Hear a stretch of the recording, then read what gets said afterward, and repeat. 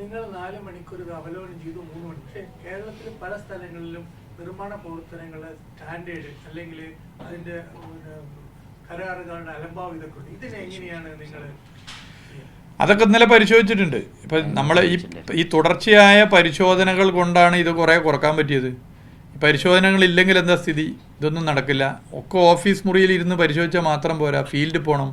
ഞങ്ങൾ കാസർഗോഡ് മുതൽ തിരുവനന്തപുരം വരെയുള്ള എല്ലാ ജില്ലകളിലും ഫീൽഡിൽ നാഷണൽ ഹൈവേ അതോറിറ്റി ഓഫ് ഇന്ത്യയുടെ ഉദ്യോഗസ്ഥർ, പൊതുമരാമത്ത് വകുപ്പ് സെക്രട്ടറിൻ്റെ ഉൾപ്പെടെ നേതൃത്വത്തിലുള്ള സ്റ്റേറ്റ് ഗവൺമെൻറ് ഉദ്യോഗസ്ഥർ, ഞാൻ ഉൾപ്പെടെ ഞങ്ങളെല്ലാവരും ഒരു ടീമായി സഞ്ചരിച്ചുകൊണ്ട് പരിശോധിക്കുന്നുണ്ട്.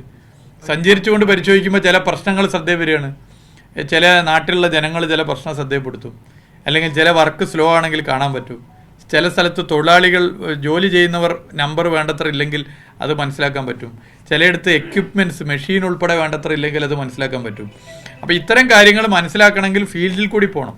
ഞങ്ങൾ ഫീൽഡിൽ സ്ഥിരമായിട്ട് പോകുന്നുണ്ട്. ഒരു 2-3 റൗണ്ട് പോയി കഴിഞ്ഞു. യോഗങ്ങൾ 100 കണക്കിന് യോഗങ്ങളാണ് ഇതുമായി ബന്ധപ്പെട്ട് നടത്തിയിട്ടുള്ളത്.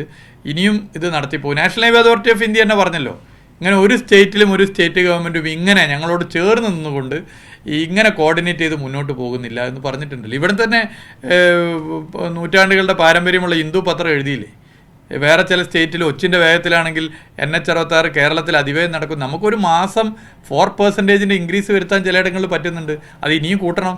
അപ്പോൾ അത് നമ്മുടെ ഈ കോർഡിനേഷനാണ്. അതുകൊണ്ട് കുറേ പ്രശ്നം പരിഹരിക്കാൻ പറ്റി. അതെ, കുറേ പ്രശ്നങ്ങൾ പരിഹരിച്ച് മുന്നോട്ട് പോകുന്നുണ്ട്. സ്ട്രെച്ച് വൈസ് റിവ്യൂ ഞങ്ങൾ നടത്തുന്നുണ്ട്. ഓരോ സ്ട്രെച്ചിൻ്റെയും റിവ്യൂ നടത്തുന്നുണ്ട്. ഡിസ്ട്രിക്റ്റ് വൈസ് റിവ്യൂ നടത്തുന്നുണ്ട്. സ്റ്റേറ്റ് വൈഡ് റിവ്യൂ നടത്തുന്നുണ്ട്. ഇത് കുറച്ച് കഴിഞ്ഞ് വെച്ചാൽ മതി അല്ലേ, ഇപ്പോൾ വേണ്ട. അതുപോലെ തന്നെ മുഖ്യമന്ത്രിയുടെ നേതൃത്വത്തിൽ വിവിധ വകുപ്പുകളെ കുറച്ച് കഴിഞ്ഞിട്ട് എടുക്കാം. മുഖ്യമന്ത്രിയുടെ നേതൃത്വത്തിൽ വിവിധ വകുപ്പുകളെ ഏകോപിപ്പിക്കുന്നുണ്ട്. ഇപ്പോൾ ഞാൻ പറഞ്ഞുതരാം. റോഡ് വീതി കൂട്ടാൻ മരങ്ങൾ മുറിച്ച് മാറ്റണം.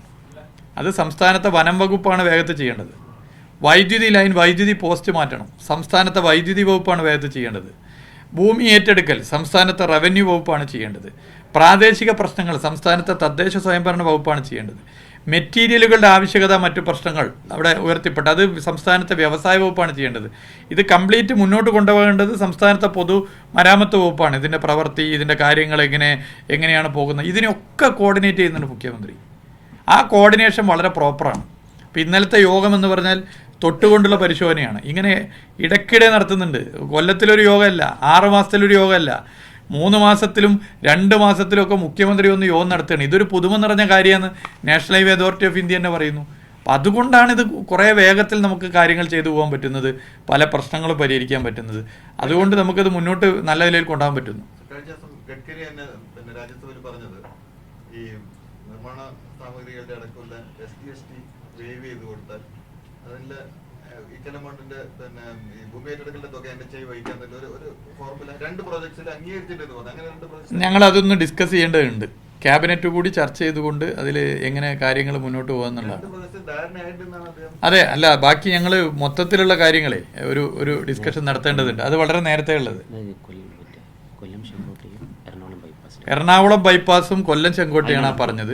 മൊത്തത്തിലുള്ളത് ഞങ്ങളും കൂടി ഒന്ന് ഡിസ്കസ് ചെയ്തിട്ട് പോകാം ക്യാബിനറ്റ് കൂടി. അതെ അതെ അതെ, നേരത്തെ പറഞ്ഞു. നേരെ ബാക്കിയുള്ളത് നമുക്ക് ഇല്ല ഇല്ല ഇല്ല ഇല്ല.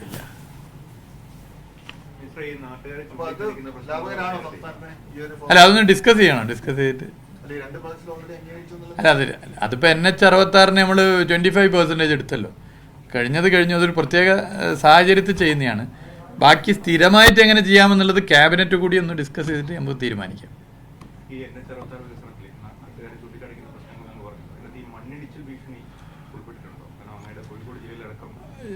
ആ പ്രശ്നം ഉൾപ്പെടെ പ്രവൃത്തിയിൽ അത്തരം കാര്യങ്ങൾ ഉൾപ്പെടെ പരിശോധിച്ചിട്ട് തന്നെയാണ് പോകുന്നത്. എല്ലായിടത്തും ജില്ലാ അതെ അതെ, സോയിൽ നെയിലിംഗ് ടെക്നോളജി ഉൾപ്പെടെ ചിലയിടങ്ങളിലെ ചില പ്രശ്നങ്ങളുണ്ട്. അത് ജില്ലാ കളക്ടർമാരുടെ നേതൃത്വത്തിൽ മോണിറ്റർ ചെയ്തിട്ട് തന്നെയാണ് പോകുന്നത്.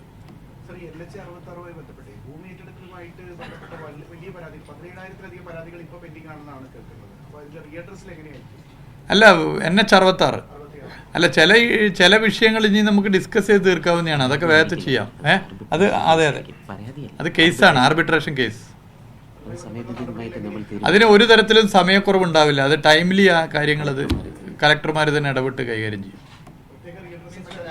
റെയിൽവേ അതെ അതിന് പ്രത്യേകം തന്നെ കലക്ടർമാർ. പ്രൊജക്ടുകളുടെ കാര്യത്തിൽ കഴിഞ്ഞ അശ്വിനിയുമായിട്ട് CM-ന് കത്തയച്ചു. അവിടെ ടോട്ടൽ വേണ്ടത് 416 ഹെക്ടറാണ്. അത് 24 ഹെക്ടർ മാത്രമേ ഏറ്റെടുത്തോളൂ. 24 ഹെക്ടർ. അപ്പൊ അങ്ങനെ ഒരു ഡിലേ അതിലുണ്ടെന്ന് മന്ത്രി തന്നെ CM-ന്റെ ശ്രദ്ധയിൽപ്പെടുത്തി. അതെ അത് നേരത്തെ റെയിൽവേ മന്ത്രി പറഞ്ഞുകൊണ്ടാണ് ചോദിച്ചത്. റെയിൽവേ അല്ല, റെയിൽവേൻ്റെ പൊതുവായിട്ട് പറയാം. ഞാനിപ്പോൾ ഈ ഒരു പ്രത്യേക കാര്യം പറയാം. നിങ്ങൾ തന്നെ പരിശോധിച്ച് നോക്കും. നെഞ്ചത്ത് കൈവച്ചൊരു പരിശോധനയിൽ നടത്തണം. നമ്മുടെ സംസ്ഥാനത്തോട് കടുത്ത അവഗണനയാണ്. നമുക്ക് പുതിയ ട്രെയിൻ കിട്ടുന്നില്ല. ഏറ്റവും അധികം റെയിൽവേക്ക് വരുമാനം ഉണ്ടാക്കി കൊടുക്കുന്നൊരു സംസ്ഥാനമാണ്, ജനസംഖ്യ കുറഞ്ഞ ഒരു സംസ്ഥാനമായിട്ടും കേരളം. എന്നിട്ടും നമുക്ക് അതിനനുസരിച്ചുള്ള പുതിയ ട്രെയിൻ കിട്ടുന്നുണ്ടോ? ഇനി കിട്ടുന്ന ട്രെയിനിൻ്റെ സ്ഥിതി ഞാൻ പറഞ്ഞല്ലോ, നിങ്ങൾക്ക് ചോരുന്നതും പല സ്ഥിതിയുണ്ടല്ലോ. ട്രെയിനിലിരിക്കണമെങ്കിൽ കുട പിടിച്ചിരിക്കേണ്ട സ്ഥിതിയാണ് ചില ട്രെയിനിൽ. ചില സ്ഥലത്ത് ഞാൻ പറഞ്ഞു ടെറ്റനസിൻ്റെ സൂചി കൊണ്ടുപോകണം. എന്നാൽ പല സംസ്ഥാനങ്ങളും എടുത്തു നോക്കൂ, അവിടെ കൊടുക്കേണ്ടതെന്നല്ല, അവിടെയും കൊടുക്കണം. എന്നാൽ അതിൻ്റെ ഒരു അംശമെങ്കിലും കേരളത്തിന് കിട്ടണ്ടേ? അപ്പോൾ കടുത്ത അവഗണന ആ മേഖലയിൽ നമ്മുടെ സംസ്ഥാനം നേരിടുന്നുണ്ട്. അതൊരു വസ്തുതയാണ്. വസ്തുതയായി തന്നെ നമ്മൾ പറയണമല്ലോ. അപ്പോൾ അത് പരിഹരിക്കണം. അല്ല, അത് സ്റ്റേറ്റ് ഗവൺമെൻറ്റിൻ്റെ നിലപാട് നേരത്തെ പറഞ്ഞാണ്. മറ്റു കാര്യങ്ങൾ ചർച്ച ചെയ്യണം. എന്തായാലും ഒരു കാര്യം ഇപ്പോൾ എല്ലാവരും അംഗീകരിക്കുന്നുണ്ട്. കേരളത്തിൻ്റെ ഈ ജനസാന്ദ്രതയും വാഹനപ്പെരുപ്പവും ഒരു വലിയ പ്രശ്നമാണ് എന്ന് അംഗീകരിക്കുന്നുണ്ട്. പ്രത്യേകിച്ച് ഈ വന്ദേ ഭാരത് വന്നതോടുകൂടി ആളുകൾക്ക് സിൽവർ ലൈനിനോടും സ്പീഡ് ട്രെയിനോടും ഉള്ള താല്പര്യം വർദ്ധിച്ചിട്ടുണ്ട്. കാരണം വേഗത്തിൽ എത്താൻ പറ്റുന്നു എന്നുള്ളതൊരു വസ്തുതയാണ്. അല്ലാതെ ബുദ്ധിമുട്ടല്ലേ. എങ്ങനെ നമ്മൾ ഭാവിയിൽ മുന്നോട്ട് പോകും നമ്മൾ ആലോചിക്കണ്ടേ? എങ്ങനെ മുന്നോട്ട് പോകാൻ പറ്റും? വീട്ടിൽ വാഹനം ഉണ്ടായിട്ട് കാര്യമുണ്ടോ? സ്വകാര്യ വാഹനം ഉണ്ടായിട്ട് കാര്യമുണ്ടോ? വാഹനം മുന്നോട്ട് പോകണ്ടേ? തൊട്ട മുമ്പിൽ വേറെ വണ്ടി ഉണ്ടാവില്ല, അതിന് മുമ്പിൽ വേറെ വണ്ടി ഉണ്ടാവില്ല. നീങ്ങാൻ പറ്റുമോ? നീങ്ങാൻ പറ്റാത്ത സ്ഥിതി വരും. ഇങ്ങനെ ഈ നിലയിലേക്ക് കേരളം പോകുമ്പോൾ അതിനൊരു പരിഹാരം വേണ്ടേ? ആ പരിഹാരമാണ് സംസ്ഥാന സർക്കാർ മുന്നോട്ട് വെച്ചത്.